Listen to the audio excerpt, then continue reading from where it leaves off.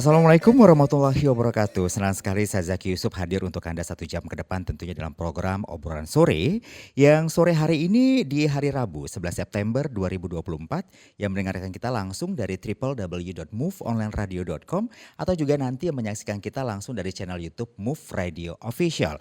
Sebuah kebanggaan besar untuk Move Radio. Sore hari ini kita berhasil punya program Obrolan Sore tentunya dengan salah seorang tokoh di Indonesia yang mungkin Anda pasti sudah kenal. Kita akan coba ngobrol dengan bertepatan juga Hari Palang Merah Indonesia yang ke-79 dengan tema aksi adaptasi iklim dalam rangka HUT PMI ke-79. Kita langsung berkenalan dengan Bapak Dr. Haji Rahmat Syah. Assalamualaikum warahmatullahi wabarakatuh Pak Rahmat. Assalamualaikum warahmatullahi wabarakatuh. Senang sekali sore hari ini Pak, Move Radio dan juga yang menyaksikan kita nanti di channel YouTube Move Radio Official itu bisa punya kesempatan dengan Pak Rahmat untuk berbicara lebih jauh dalam rangka menyambut hari ulang tahun Palang Merah Indonesia yang ke-79. Tapi sebelum saya nanti ngobrol lebih panjang dengan Pak Rahmat, saya ajak Anda juga untuk mengenal Palang Merah Indonesia. Ini adalah organisasi kemanusiaan yang bergerak dalam bidang bantuan darurat, penanganan bencana, dan pelayanan sosial di Indonesia. Didirikan pada 17 September 1945, di mana PMI kali ini berlandaskan pada prinsip-prinsip Gerakan Palang Merah dan Bulan Sabit Merah Internasional, dengan fokus utama pada bantuan kemanusiaan tanpa memandang suku, agama, ras, dan golongan. Kita langsung berbicara dengan Pak Rahmat. Pak Rahmat, kali ini PMI mengangkat tema aksi adaptasi iklim. Keresahan apa yang ditangkap oleh Palang Merah Indonesia sehingga untuk tahun ini ke-79 tahun PMI mengangkat tema tentang aksi adaptasi iklim Pak Rahmat? Baik, terima kasih. Assalamualaikum warahmatullahi wabarakatuh. Waalaikumsalam. Selamat siang, salam sejahtera bagi kita sekalian. Kalau boleh saya teriakkan dia salam lestari, dijawab lestari. Bestari jawabnya Pak. Lestari ya, baru nanti Siamo itu salam PMI dijawab siap. Siamo itu siap menolong orang. Baik, PMI silakan, ini urusannya nolong orang aja. Jadi sebelum kita bicara soal iklim, Ya. coba kita salam lestari dulu ya. Boleh. Nanti saya cerita lebih panjang lagi dan apa adanya dari pengalaman kami dan yang kita hadapi hari ini terkait iklim yang berdampak kepada seluruh makhluk hidup yang ada di dunia. Betul. Yang menjadi tanggung jawab kita ke depan, menjadi tanggung jawab kita semua. Tapi sebelum itu saya sampaikan salam kami di Lembaga Konservasi dan salam kami di PMI. PMI lah dulu ya. Baik. Kalau saya bilang Siamo siap ya. Siamo. Siap. Siamo. Siap. Siamo. Siap. Salam lestari. Lestari. Salam lestari. Lestari. Salam lestari. Lestari. Terima kasih. Terima kasih. Pertama Tepuk kita tangan dong. bersyukur Iya. ya.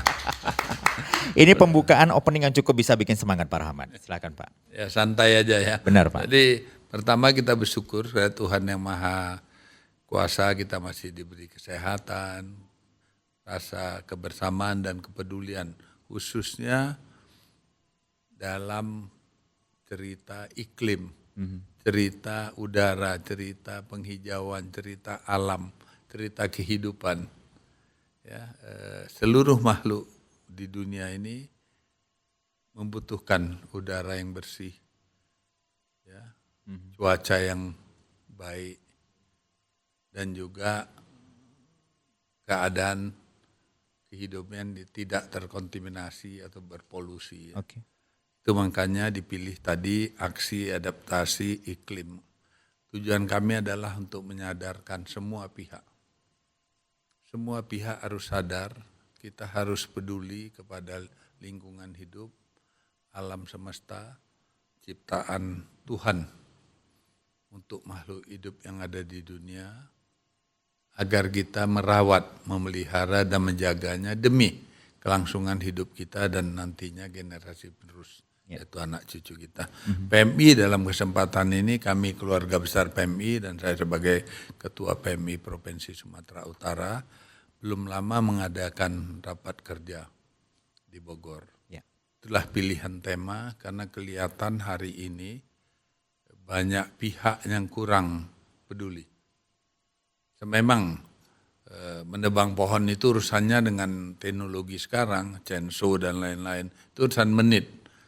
Ya. menit, bahkan detik.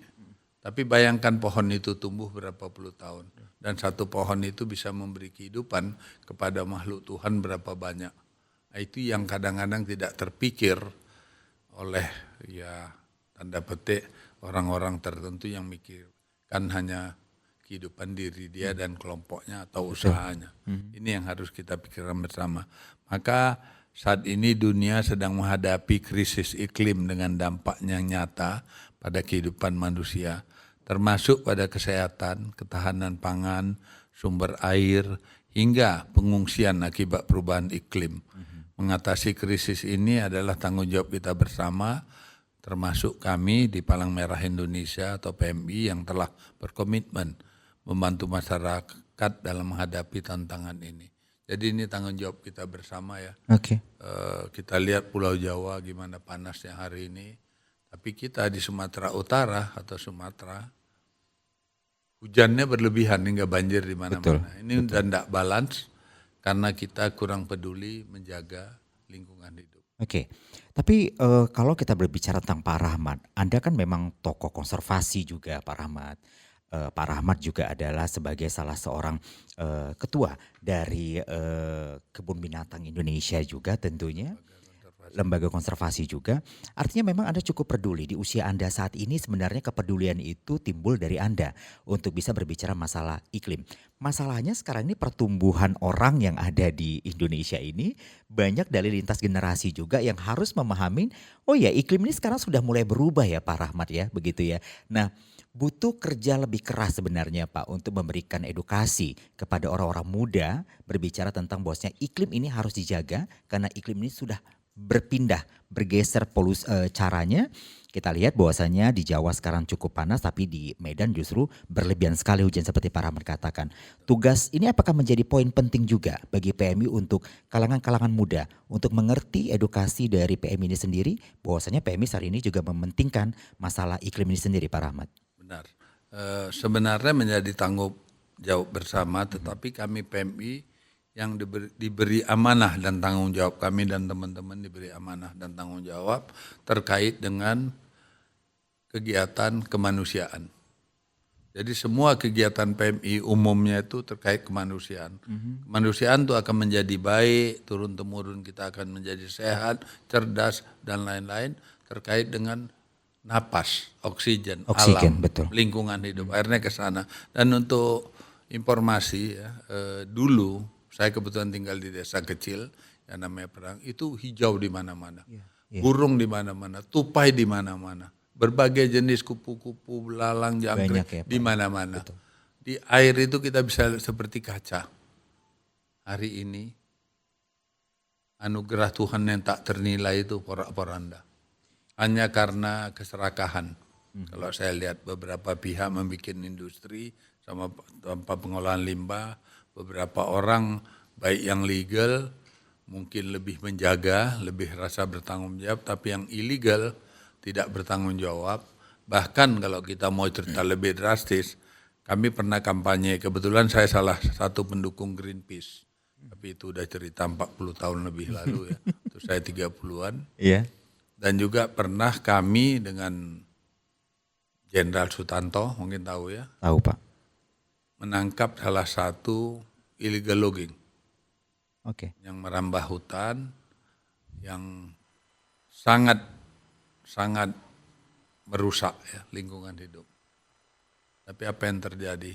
Untung saya masih dilindungi Tuhan. Itu saya makan di satu restoran, kursi saya itu di granat. Oh. Jadi ini soal lingkungan hidup ini memang kita semua harus bergerak.